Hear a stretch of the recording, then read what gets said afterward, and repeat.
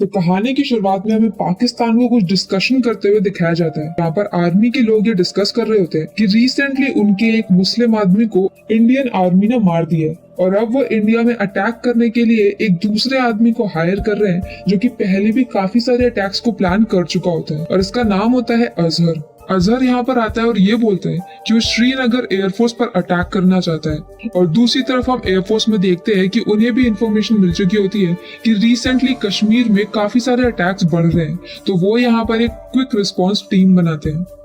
इस टीम में होते हैं बैश, ताज, पैटी, मिनी और बहुत सारे दूसरे लोग। इनकी टीम का लीडर होता है रॉकी।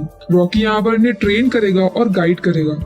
रॉकी यहाँ पर इन सबको बोलता है कि इन सभी को आपस में बॉन्डिंग कर लेनी चाहिए क्योंकि अब वो एक टीम है। तो ये लोग बॉन्डिंग करने के लिए रेस्टोरेंट वगैरह में जाते हैं और दूसरी तरफ अजहर यहाँ पर ये प्लानिंग कर रहा होता है कि वो पानी के थ्रू आरडीएक्स कश्मीर में लेकर के जाएगा क्योंकि बाकी सभी जगहों पे चेकिंग होगी और आरडीएक्स पकड़ा जाएगा। जब वो यहाँ पर पानी में से आरडीएक्स लेकर के जा रहा होता है तब भी उसे पुलिस पकड़ लेती है और उसी का एक आदमी अरेस्ट हो जाता है और अब ये लोग यहाँ पर आरडीएक्स को जमा कर लेते हैं। जैसी ये न्यूज कश्मीर में फैलती है वहाँ पर स्टोन पेल्टिंग शुरू हो जाती है। गवर्नमेंट यहाँ पर सीआरपीएफ को भेज देती है ताकि वो लोग वहाँ पर पूरी सिचुएशन को देख लें।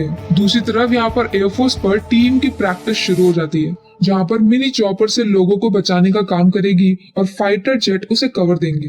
अब इनकी प्रैक्टिस में यहाँ पर ताज को लीडर बनाया जाता है और इनका काम होता है कि वो लोग चॉपर को सेव करे और उन्हें कवर दे। लेकिन यहाँ पर रॉकी के फाइटर जेट को देख करके बैश उसके पीछे चला जाता है जिसकी वजह से यहाँ पर बाकी का फाइटर जेट भी अलग अलग हो जाते हैं और चॉपर के पास कोई होता नहीं है। और क्योंकि अब चॉपर के पास सेफ्टी नहीं है तो कोई भी आकर के चॉपर के ऊपर अटैक कर सकता है और इसलिए इनकी ये प्रैक्टिस फेल हो जाती है। इसके बाद रॉकी यहाँ पर बैश को बहुत बुरी तरह से सुनाता है और अब यहाँ पर पैटी को अपना फ्लैशबैक याद आता है जहाँ पर 2 साल पहले उसकी गलती की वजह से नैना की डेथ हो गई होती है जो कि उसकी फियांसे होती है। नैना भी यहाँ पर चॉपर ही उड़ा दी होती है और वो लोग यहाँ पर एक अटैक के दौरान अपने सोल्जर्स को बचाने के लिए जा रहे होते हैं। आगे खतरा होता है, सामने से मिसाइल्स आ रही होती है लेकिन फिर भी पैटी यहाँ पर नैना को जाने की ऑर्डर्स दे देता है और इसकी वजह से नैना को चॉपर ब्लास्ट हो जाता है। और रॉकी क्योंकि नैना का भाई है तो वो इस पूरी सिचुएशन के लिए पैटी को जिम्मेदार मानता है और इसीलिए रॉकी पैटी को पसंद नहीं करता। अब यहीं पर ही उन्हें एयरफोर्स में एक रॉ का एजेंट आता है जो कि उन्हें ये बताता है कि आरडीएक्स पकड़े गए और एक कमांडर को भी पकड़ लिया है और अजहर जो कि इंडिया के ऊपर शायद अटैक प्लान कर रहे हैं वो भी पाकिस्तान में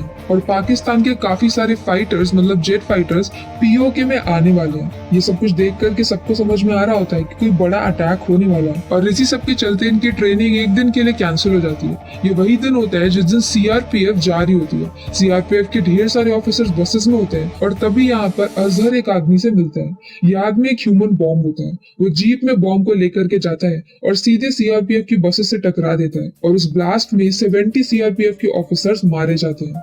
अब इसके बाद यहाँ पर पैटी अपने सीनियर के साथ में दिल्ली जाता है जहाँ पर मीटिंग होती है इस पूरे अटैक के बारे में।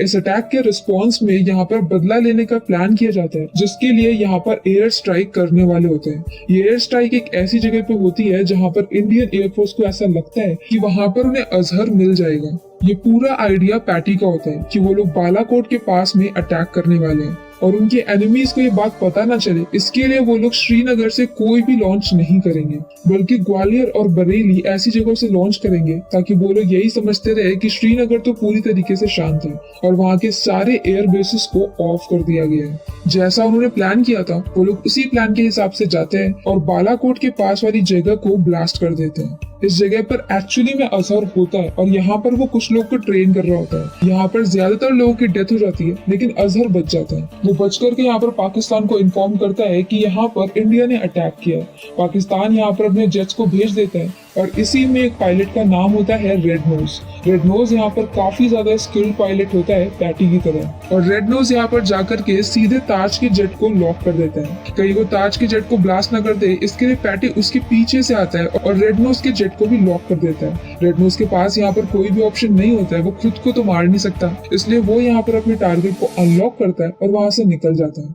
और उनका ये मिशन सक्सेसफुल हो जाता है। पाकिस्तान इससे काफी ज्यादा गुस्सा होता है और अजहर अब यहाँ पर आकर के बोलता है कि अब वॉर होगी और अब वो इससे भी बड़ा कुछ प्लान करेगा।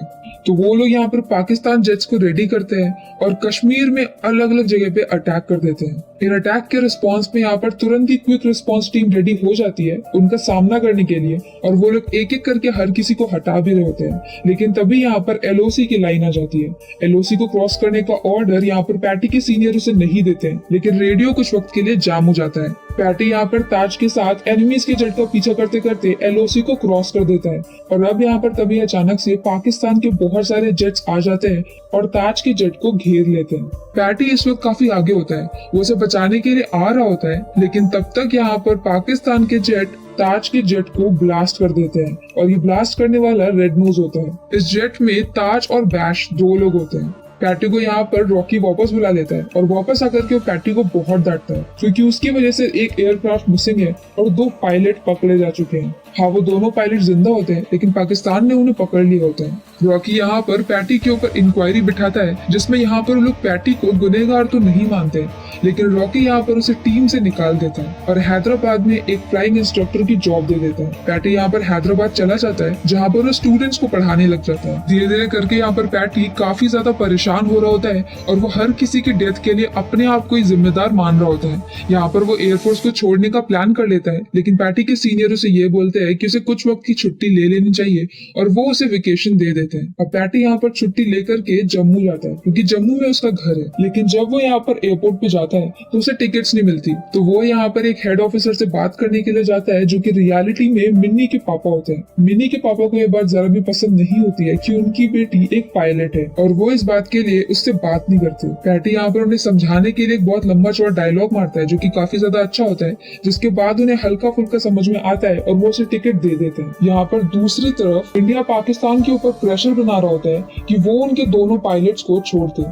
वो लोग इन दोनों पायलट्स को बुरी तरह से टॉर्चर कर रहे होते हैं। यहाँ पर इन्हें टॉर्चर करने वाला अजहर होता है।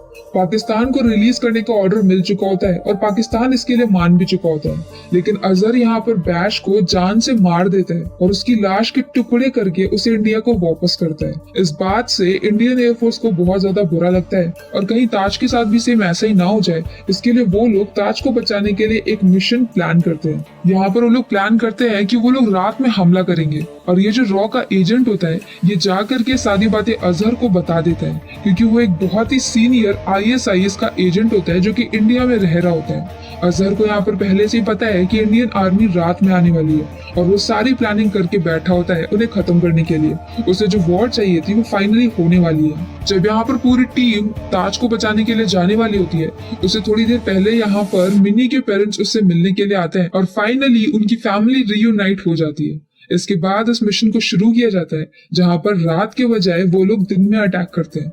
असल में जो रॉ का एजेंट होता है वो डबल एजेंट होता है और वो इंडिया के साइड में होता है और अजहर यहाँ पर सारी रात की प्लानिंग करके बैठा होता है, लेकिन उसके ऊपर अटैक दिन में होता है। इस वजह से कुछ भी उसके पास प्लानिंग नहीं होती है और एक एक करके उसके टीममेट्स मरने लगते हैं। वो लोग यहाँ पर अजहर के बेस को एक्सप्लोड कर देते हैं और ताज को वहाँ से बाहर निकाल देते हैं और बहुत सारे आर्मी के ऑफिसर्स गन से भी शूटिंग कर रहे होते हैं। पर तभी वहाँ पर अचानक से एक दूसरा जेट ब्लास्ट हो जाता है क्योंकि वहाँ पर रेड नोज आ चुका होता है। पाकिस्तान को पता चल जाता है कि यहाँ पर अटैक दिन में चल रहे हैं, तो वो लोग भी अपने जेट्स भेज देते हैं और अब यहाँ पर इंडियन सोल्जर्स खतरे में आ जाते हैं और फाइनली सबको मुसीबत में देखकर पैटी यहाँ पर एक दूसरे जेट पे सवार हो जाता है उनकी हेल्प करने जाने के लिए।